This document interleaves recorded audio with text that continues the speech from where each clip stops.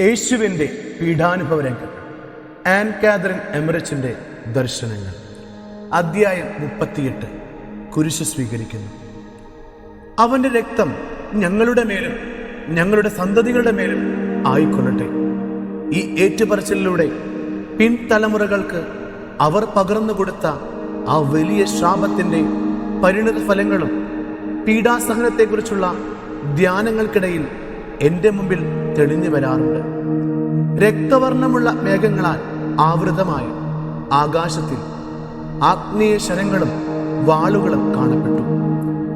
ആക്രോശിച്ചുകൊണ്ടിരുന്ന ജനക്കൂട്ടത്തിലേക്ക് അതിറങ്ങി വന്നു.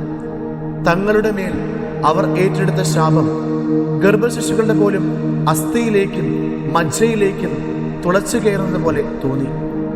അന്ധകാരം അവരെ വലയം ചെയ്തിരുന്നു. അവരുടെ നാവിൽ നിന്ന് പുറപ്പെടുന്ന വാക്കുകൾ കറുത്ത ജ്വാലകളായി പരിണമിച്ച് അവരിലേക്ക് തന്നെ തിരിഞ്ഞ് ചിലരുടെ ശരീരങ്ങളിലേക്ക് തറച്ചു കയറുകയും മറ്റു ചിലരുടെ ചുറ്റും നൃത്തം വയ്ക്കുകയും ചെയ്തിരുന്നു. അവാച്യമായി സഹനങ്ങളുടെ നടുവിലും ഈശോയുടെ മാതാവ് ഈ നികർഷകർക്ക് വേണ്ടി നിരന്തരം പ്രാർത്ഥിച്ചുകൊണ്ടിരുന്നു. ദർശന സമയത്ത് എൻ്റെ ചിന്തകൾ ഈശോയുടെയോ മാതാവിൻ്റെയോ ശത്രുക്കളുടെയോ നേരെ തിരിക്കുമ്പോൾ അവരുടെ ഉള്ളിൽ നടക്കുന്ന കാര്യങ്ങൾ എനിക്ക് വെളിപ്പെടുത്തപ്പെടാറുണ്ട്. നിരവധി പിശാചുകൾ ജനക്കൂട്ടത്തിനിടയിലൂടെ നടന്ന് യഹൂദരെ പ്രോത്സാഹിപ്പിക്കുകയും അവരുടെ ചെവികളിൽ മന്ത്രിക്കുകയും വായിൽ പ്രവേശിച്ച് ഈശോയ്ക്കെതിരെ അവരെ ഇളക്കിവിടുകയും ചെയ്തിരിക്കുന്നു. എങ്കിലും അവിടുത്തെ സ്വർഗീയമായ ക്ഷമയും സ്നേഹവും കണ്ട് അവർ വിറച്ചിരുന്നു. അസംഖ്യം മാലാഖമാർ ഈശോയെയും മറിയത്തെയും അവിടെ ഉണ്ടായിരുന്ന ചുരുക്കം വിശുദ്ധരെയും വലയം ചെയ്തു നിന്നിരുന്നു. ഈ മാലാഖമാരുടെ ബാഹ്യരൂപം അവരുടെ ദൗത്യത്തെ സൂചിപ്പിക്കുന്നവയായിരുന്നു. ആശ്വാസത്തിന്റെയും പ്രാർത്ഥനയുടെയും കാരുണ്യ പ്രവൃത്തികളുടെയും പ്രതീകങ്ങളായി അവർ കാണപ്പെട്ടു. ഇതുപോലെ തന്നെ ദർശനത്തിൽ പ്രത്യക്ഷപ്പെടുന്ന വ്യക്തികളുടെ വായിൽ നിന്ന് പുറപ്പെടുന്ന തെളിഞ്ഞതോ നിറമുള്ളതോ ആയ പ്രകാശരശ്മികൾ വഴി അവരുടെ ആന്തരിക വികാരങ്ങളും സഹനങ്ങളും അവരുടെ ചിന്തകൾ പോലും എനിക്ക് വെളിപ്പെടുത്തപ്പെടുന്നു. ദർശനം ലഭിക്കുന്ന അവസരങ്ങളിൽ എനിക്ക് എല്ലാം മനസ്സിലാക്കാൻ കഴിയുന്നുണ്ട്. എന്നാൽ മറ്റുള്ളവർക്ക് അവ വിശദീകരിച്ചു കൊടുക്കുക വളരെ ദുഷ്കരമത്രേ. മാത്രമല്ല, ഞാൻ എൻ്റെയും ലോകത്തിൻ്റെയും പാപങ്ങൾ ഓർത്ത് ദുഃഖിച്ചു തളർന്നവളും രോഗബാധിതയുമാണ്.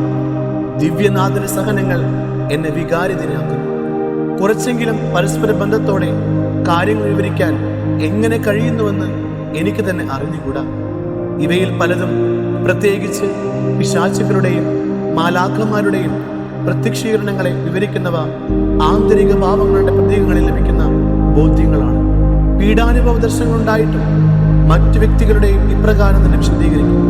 ദർശനം ലഭിക്കുന്ന വ്യക്തികളുടെ ആന്തരിക അവസ്ഥ അനുസരിച്ച് അവ തമ്മിൽ നേരിയ വ്യത്യാസങ്ങൾ കണ്ടേക്കാം. ദർശനങ്ങളിൽ ഉണ്ടാകുന്ന വൈരുദ്ധ്യങ്ങളുടെ കാരണം ഇതാണ്. അതുപോലെ തന്നെ പല കാര്യങ്ങളും വിസ്മരിക്കപ്പെടുകയോ വിട്ടുകളയുകയോ ചെയ്തിട്ടുണ്ടാകും. പിലാത്തോസ് ന്യായാസനം വിട്ടപ്പോൾ പട്ടാളത്തിൽ ഒരു വിഭാഗം അദ്ദേഹത്തെ അനുഗമിച്ച് കൊട്ടാരമുറ്റത്ത് അണിനിരുന്നു. മറ്റൊരു ചെറിയ ഭാഗം കുറ്റവാളികളെ അനുഗമിച്ചു. യേശുവിനെ വധസ്ഥലത്തെ കൊണ്ടുപോകുന്നതിനായി ഫരിസേയരിൽ 28 പേർ അവിടെ എത്തിച്ചേർന്നു. അതിൽ 6 പേർ ഒലിവ് തോട്ടത്തിൽ യേശുവിനെ ബന്ധിക്കുന്നതിന് സഹായിച്ചവരായിരുന്നു. അങ്കണമധ്യത്തിലേക്ക് യേശുവിനെ പടയാളികൾ കൊണ്ടുവന്നപ്പോൾ കുരിശ് ചുമന്നെത്തി അടിമകൾ അത് യേശുവിൻ്റെ കാൽച്ചുവട്ടിലേക്ക് എറിഞ്ഞു. വീണ്ടും അവർ അതെടുത്ത് നെടിയ ദണ്ഡിന്റെ മധ്യഭാഗം ചേർത്ത് ബന്ധിച്ചു. യേശു കുരിശിന്റെ അടുത്ത് ചെന്ന് മുട്ടുകുത്തി പരിശുദ്ധമായ തൻ്റെ കരങ്ങൾ കൊണ്ട് കുരിശിനെ ആശ്ലേഷിച്ച് 3 പ്രാവശ്യം ചുംബിച്ചു. രക്ഷാകര ദൗത്യം ആരംഭിച്ചതിൽ പിതാവിന് നന്ദി പറഞ്ഞ് ഹൃദയസ്പർശിയായി പ്രാർത്ഥിച്ചു. പുതുതായി നിർമ്മിച്ച ബലിപീഠത്തെ പുരോഹിതൻ ചുംബിക്കുന്ന പതിവ് വിജാതിരിടയിൽ ഉണ്ടായിരുന്നു. രക്തം ചിന്തി തൻ്റെ ജീവൻ ബലിയർപ്പിക്കുവാനുള്ള ആ മഹനീയ ബലിപീഠത്തെ യേശു സ്നേഹവായ്പോടെ ആശ്ലേഷിച്ചു. പടയാളികൾ അദ്ദേഹത്തെ എഴുന്നേൽപ്പിച്ച ശേഷം പെട്ടെന്ന് വീണ്ടും നിലത്ത് മുട്ടുകുത്തി. പരസഹായം കൂടാതെ തന്നെ യേശു ആ വലിയ കുരിശ് വലതുകരൽ താങ്ങിയെടുത്ത് തൻ്റെ വലതു ചുമലിൽ വെച്ചു. ദേവദൂതന്മാർ അവിടുത്തെ സഹായത്തിനെത്തുക ഞാൻ കണ്ടു. ഭാരമുള്ള ആ കുരിശ് പരസഹായം കൂടാതെ ഉയർത്തുക പ്രയാസമായിരുന്നു. കുരിശുമലിൽ താങ്ങിയ യേശു മുട്ടിന്മേൽ പ്രാർത്ഥിച്ചുകൊണ്ടിരുന്നു. അല്പം വളവുള്ളതും മധ്യഭാഗത്തോട് ബന്ധിപ്പിക്കാത്തതുമായ കള്ളന്മാരുടെ കുരിശിന്റെ കുറിയ തണ്ട് അവരുടെ പുറത്ത് വെച്ച് കൈകൾ അവയോട് ചേർത്ത് നന്നായി വരിഞ്ഞു മുറുക്കി. കുരിശിന്റെ നെടിയ തണ്ട് അടിമകളായിരുന്നു വഹിച്ചിരുന്നത്. കുരിശിന്റെ തറയ്ക്കടുത്ത് തൊട്ടുമുമ്പ് വരെ കുറിയ ഭാഗം മധ്യഭാഗവുമായി ബന്ധിച്ചിരുന്നില്ല. പീലാത്തോസിന്റെ കുതിരപ്പടയാളികൾ യാത്രയാകുന്നുവെന്ന് സൂചിപ്പിക്കുന്ന ബഹളം മുഴങ്ങി. അപ്പോൾ യേശു പ്രാർത്ഥിക്കുകയായിരുന്നു. ഫരിസേയരിൽ ഒരാൾ അവിടുത്തെ സമീപിച്ച് പറഞ്ഞു, നിന്റെ വിലപ്പെട്ട ഉപദേശങ്ങളും സുന്ദരമായ പ്രസംഗങ്ങളും ഞങ്ങൾ ധാരാളം കേട്ടിട്ടുണ്ട്. എഴുന്നേറ്റ് യാത്ര ആരംഭിക്കുക. തനിയെ എഴുന്നേൽക്കുവാൻ കഴിയാതിരുന്ന യേശുവിനെ അവർ വലിച്ചെഴുന്നേൽപ്പിച്ചു. തന്നെ അനുഗമിക്കുന്നതിനുള്ള സത്യവും വിശുദ്ധമായ കൽപ്പനയും അനുസരിച്ച് നമ്മൾ ഓരോരുത്തരും വഹിക്കേണ്ട കുരിശിന്റെ ഭാരം മുഴുവൻ അവൻ തന്റെ ചുമലിൽ താങ്ങി. രാജാക്കന്മാരുടെ രാജാവിന്റെ ഒരു ജൈത്രയാത്ര അങ്ങനെ ആരംഭിച്ചു. ഭൂമിയിൽ ഏറ്റവും അപമാനകരവും സ്വർഗത്തിൽ മഹനീയവുമായ യാത്ര. കുരിശിന്റെ വഴിയിൽ തടസ്സം വരാതിരിക്കാൻ അതിന്റെ ചുവട്ടിൽ ബന്ധിച്ച കയർ 2 പടയാളികൾ നിയന്ത്രിച്ചു. യേശുവിന്റെ വസ്ത്രത്തിൽ ബന്ധിച്ച കയറുകൾ മറ്റു 4 പേർ നിയന്ത്രിച്ചു. ഈ ദൃശ്യം എന്നെ അനുസ്മരിപ്പിച്ചത് തന്റെ തന്നെ ബലിക്കായി വിറക് ചുമന്ന് മലമുകളിലേക്ക് കയറിയ ഇസഹാക്കിനെയാണ്. പീലാത്തോസ് യാത്രയാകുന്ന സൂചന നൽകുന്ന കാഹളം മുഴങ്ങി. കലാപമുണ്ടാകുവാനുള്ള സാധ്യത ഒഴിവാക്കുന്നതിനായി ഒരു ഗണം പട്ടാളക്കാരനൊപ്പം കാൽവരിയിലേക്ക് പോകുന്നതിന് പീലാത്തോസ് തീരുമാനിച്ചു. 300 പേരടങ്ങുന്ന കാലാൾപ്പടയുടെ മുമ്പിൽ പട്ടാള മേധാവിയുടെയും കുതിരപ്പടയുടെയും മധ്യേ പടച്ചണ്ട ധരിച്ച് കുതിരപ്പുറത്ത് അയാൾ സഞ്ചരിച്ചു. കാഹളം മുഴക്കി ശിക്ഷ ഉച്ചത്തിൽ വിളംബരം ചെയ്തുകൊണ്ട് ഈ യാത്രയുടെ മുൻപേ ഒരാൾ നടന്നു. ആണി, ആപ്പ്, കയർ തുടങ്ങിയ ക്രൂശികളെ ആവശ്യമായ സാധനങ്ങളും ഉപകരണങ്ങളും നിറച്ച കുട്ടകളുമായി അനേകം സ്ത്രീകളും കുട്ടികളും നടന്നിരുന്നു. ഗോവണി, തൂണുകൾ, കള്ളന്മാരുടെ കുരിശിന്റെ നെടിയ തണ്ടുകൾ എന്നിവ വഹിച്ച് ഒരു ഗണം അവരെ അനുഗമിച്ചു. ഫരിസേയ ഗണവും ഇതിന് പിന്നാലെ ഉണ്ടായിരുന്നു. നീളമുള്ള ഒരു തണ്ടിന്മേൽ മുൾമുടിയും കുരിശിൻ മുകളിൽ സ്ഥാപിക്കാൻ പീലാത്തോസും തയ്യാറാക്കിയ ലിഖിതവും പിടിച്ച് ഒരു ബാലൻ അവരോടൊപ്പം നടന്നു. എന്നാൽ അവൻ മറ്റുള്ളവരെ പോലെ അത്ര ക്രൂരനും കഠിനഹൃദയനുമായി കാണപ്പെട്ടില്ല. മുറിവുകൾ നീരിവെച്ച് രക്തവും വെള്ളവും ഒലിച്ചു. വേദനിക്കുന്ന നഗ്നപാദങ്ങളോടെ കുരിശിന്റെ ഭാരത്താൽ അമർന്ന് തളർന്ന് ശരീരം മുഴുവൻ മുറിവുകളും രക്തവും കൊണ്ട് മൂടപ്പെട്ട് നടന്നു നീങ്ങുന്ന ദിവ്യരക്ഷകനെ ഞാൻ കണ്ടു. അത്യന്തം അവശനായി, രക്തം നഷ്ടപ്പെട്ട് വിവശനായി, വേദനയും പനിയും മൂലം ദാഹിച്ച് തൊണ്ട വരണ്ട് ക്ഷീണിതനായി അവൻ കാണപ്പെട്ടു. അവിടുന്ന് വഹിച്ച കുരിശ് വലതുകരം കൊണ്ട് താങ്ങിയിരുന്നു. ഇടത് കൈ തളർന്ന് തൂങ്ങിക്കിടന്നിരുന്നുവെങ്കിലും രക്തമൊലിക്കുന്ന തന്റെ കാലിൽ അങ്കിയുടക്കാതെ ഉയർത്തിപ്പിടിക്കാൻ ആ കരം ഉപയോഗിച്ചിരുന്നു. യേശുവിന്റെ അരയിൽ കെട്ടിയിരുന്ന കയറുകൾ പിടിച്ചിരുന്ന പട്ടാളക്കാർ അവനിൽ നിന്നും അല്പം ദൂരെയായി നിന്ന് 2 പേർ മുന്നോട്ടും 2 പേർ പിന്നോട്ടും തങ്ങളുടെ ഇഷ്ടം പോലെ അവിടുത്തെ വലിച്ചുകൊണ്ടിരുന്നതിനാൽ മുന്നോട്ട് നടന്നു നീങ്ങുവാൻ അവർ വളരെയധികം ക്ലേശിച്ചു. ശരീരമാകെ മുറിവുകളാൽ മൂടപ്പെട്ട് തലയും താടിയും രക്തത്തിൽ കുതിർന്നു തുടങ്ങി.